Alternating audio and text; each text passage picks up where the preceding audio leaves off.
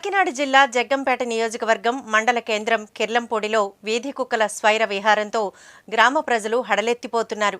గత దశాబ్ద కాలంగా జగపతి నగరం గ్రామ పంచాయతీ పరిధిలో ఉన్న చిల్లంగి, కిర్లంపూడి, జగపతి నగరం గ్రామాల్లో ఎక్కడికక్కడ వేల కొలది ఊరకుక్కలు గుంపులు గుంపులుగా తిరుగుతున్నా పట్టించుకునే నాథుడే కరువయ్యాడని గ్రామస్తులు బోరుమంటున్నారు.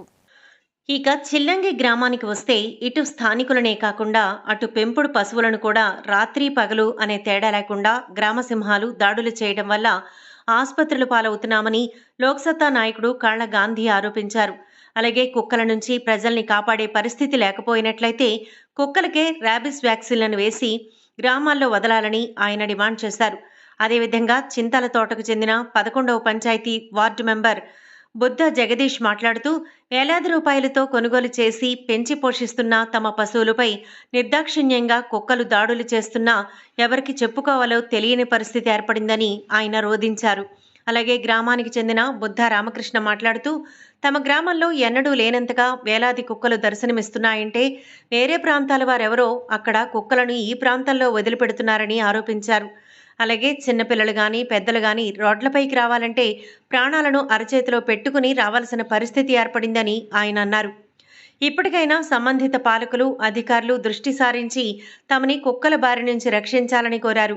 ఈ కార్యక్రమంలో గ్రామ టీడీపీ నాయకులు కాళ్ల వెంకటేష్, మదిరెడ్డి సూరిబాబు, కాళ్ల తాతీలు, విద్యా కమిటీ చైర్మన్ పల్లా వీరబాబు, మొగ్గా రాంబాబు, బుద్ధ వీరబాబు, శరకణం ఎర్రియా తదితరులు పాల్గొన్నారు.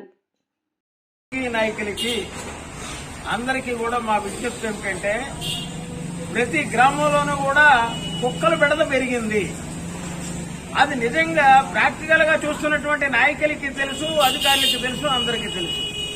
అందరి వెహికల్స్ వెంట కూడా పడి వాళ్ళని కరవడానికి వెళ్లడమో లేకపోతే వాటి వెహికల్ని ఆపడమో ఏదో జరుగుతుంది.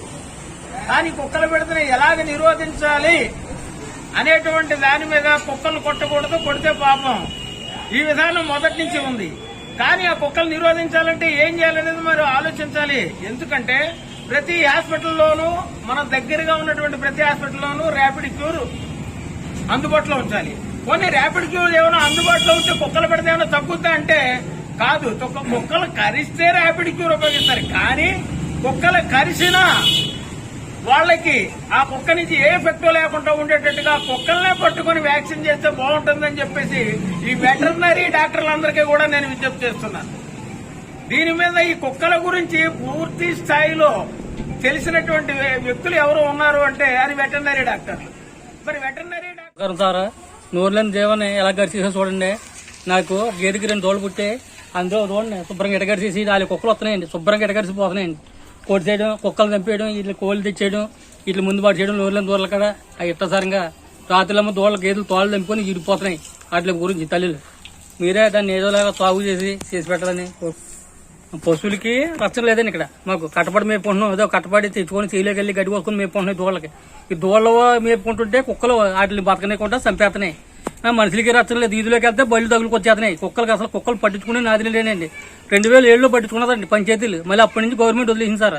ఇవాళ 24వ సంవత్సరం జరుగుతుంది. ఇప్పటి వరకు ₹1 కానీ ఎవరు కూడా దీనికి ఏది పట్టించుకునే నాదుడు ఈ కుక్కలు ఎలా చంపాలా చేయాలని ఏ అధికారి కూడా పట్టించుకుంటలేదు. మండల అధికారులు కానీ, ఎంఆర్ఓ కానీ, ఎండిఓ కానీ ఈ పశువుల దాటలు కుక్కలు కలిసి చేయండి దోళ్ళకి 2 అంటే ఆ డాక్టర్ వచ్చే వస్తలేదు, చూస్తలేదు, వైద్యం చేస్తలేదు దోళ్ళకు కూడా. మాకు హాస్పిటల్ ఉండండి అంతే, తర్వాత చూసుకుందాం అంటున్నాడు తప్ప పశువుల దాట కూడా పట్టించుకుంటలేదు. కుక్కలు కూడా బెడద బాగా ఎక్కువగా ఉందండి. కాబట్టి వెంటనే ప్రభుత్వం మనిషి చనిపోయిన తర్వాత 5 లక్షలు 10 లక్షలు అది మాకు అనవసరం అండి. మనిషి బతికుండగానే మాకు ఇచ్చేయాలా. కుక్కలను కూడా సమూలంగా చంపమని అంటలేదు. ఎక్కడొక్కడ దూర ప్రాంతానికి ఏ అడవుల్లోకి తీసుకెళ్లి వదిలిపెట్టాలా. కుక్కల వల్ల చాలా నష్టపోతున్నారు. చిన్నపిల్లలను కూడా రోడ్డు మీదకి చిన్నపిల్లలు రావాలంటేనే భయపడుతున్నారు. మొన్న రీసెంట్ గా 2 పిల్లలు కూడా కరిచేసింది కుక్క. ఆ కుక్కలు ఎక్కడి నుంచి వస్తున్నాయో ఊరు కుక్కలు కాదు, బయట నుంచి వచ్చేస్తున్నాయి కుక్కలన్నీ కూడా.